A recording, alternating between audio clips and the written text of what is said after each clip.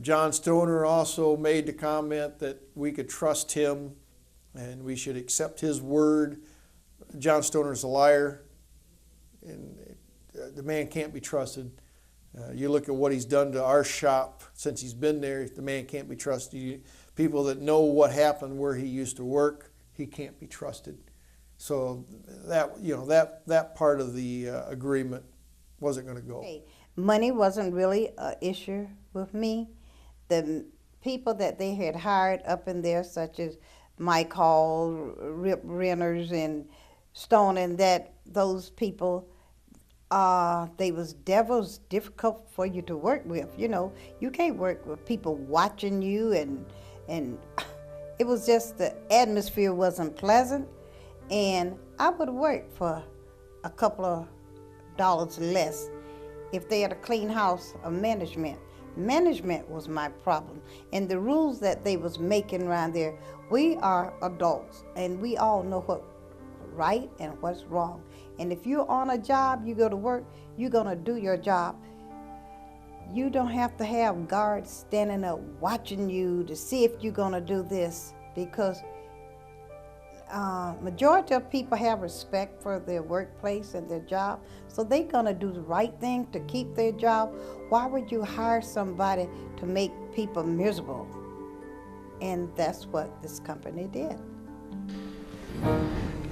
With B. Slugs talking about guards watching you at your bench, it makes you wonder who started to mistrust. Trust sounds to be some of the reason for the strike. Before we move on, with more interviews, let's look at some of the other difficulties with the contract language. This part of the language personally affected me.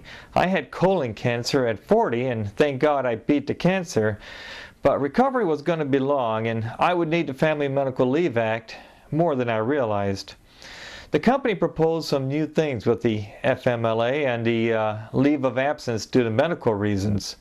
First, you would be required to use up all your vacation pay before taking the FMLA. And then you could not extend your FMLA with the vacation days. You would actually lose all of your vacation.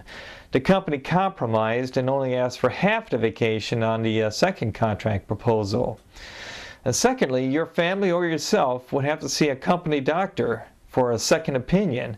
And if you disagreed with that opinion, you went to a doctor that you both agreed upon. However, I did not trust the doctors in the network pool. I figured they would favor the employer, and it was that trust issue again. As for the medical leaves, they too were subject to a company doctor who could actually order you back to work.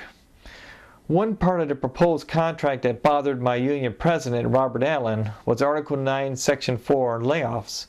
For the first time, seniority would not rule.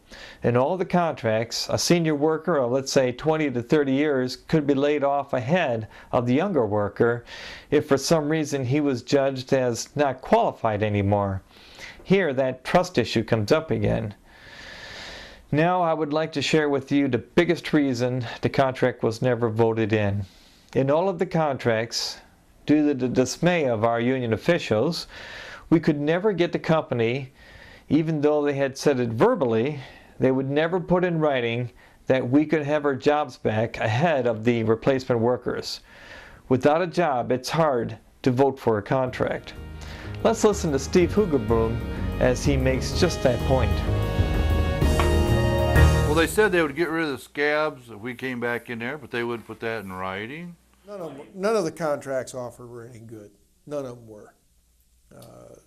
They did try to buy strikers. I believe that was the second one that was offered. That failed because people knew once they took taxes out, they weren't going to have anything. The buyout for older workers. The buyout for the older workers. It would have been substantial if we had waited that out? No, because Messina was about Messina, not about us. He was a young man, got into a business that he thought anybody could run. Messina didn't know the business that he was buying. It took skilled people to run it. So therefore he was trying to get rid of the older people, and put young people in there, and he can pay them what he want to pay them, and he got a group of people in there to do that for him, and that was Stoner's position when Stoner came in. Get all these old people out. We get some younger people in here. We can manipulate them around and do what we want to do. Do I believe Messina and Kirkland will go away? No. If they go away, the shop will be closed down. There won't be another Vincent Bach. They did to the people that crossed over. They did what they wanted to do to us years ago, or when we first went on strike. They cut their pay in half, and you take it or leave it, get out. And we got out.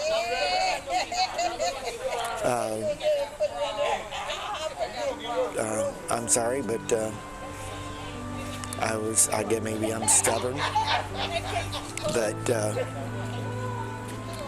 and like I say, if circumstances with me were different, if I still had children at home, then I don't know what I might have done. I just think we had rights that were trying to be taken away from us that shouldn't have been taken away from us. Doing this called the step-ups. You know, they were closer there between a student line and a Bach. They were like in between. And they was really selling a lot of those too. And the funny thing of it is, when we went out, we were working overtime.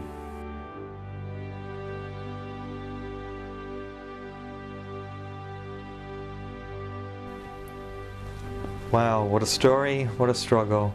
I hope this collection of viewpoints provides a better insight into the story of the Conn Selmer Strike, as well as entertaining as to what goes on into the making of a master instrument craftsman.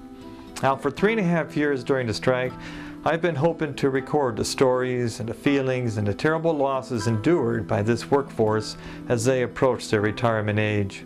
And I want to thank all of them for taking the time in November of 2009 to regress on what most are trying to put behind them. Our next episode will be on the worth of the strikers, what makes them so valuable and so hard to replace, and how long they have spent in learning to do what they do. And we'll also cover piece rate, whether a benefit or a burden. Our third episode will be dedicated to the many facets of quality, both pre-strike and post-strike, who's right and who should share some of the blame. And you might be surprised to learn that the strikers themselves take some of the blame.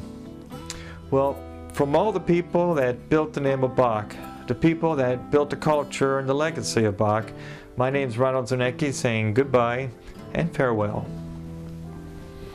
It's been a life. It provided a nice life for me for 41 years, so I hated to see what happened.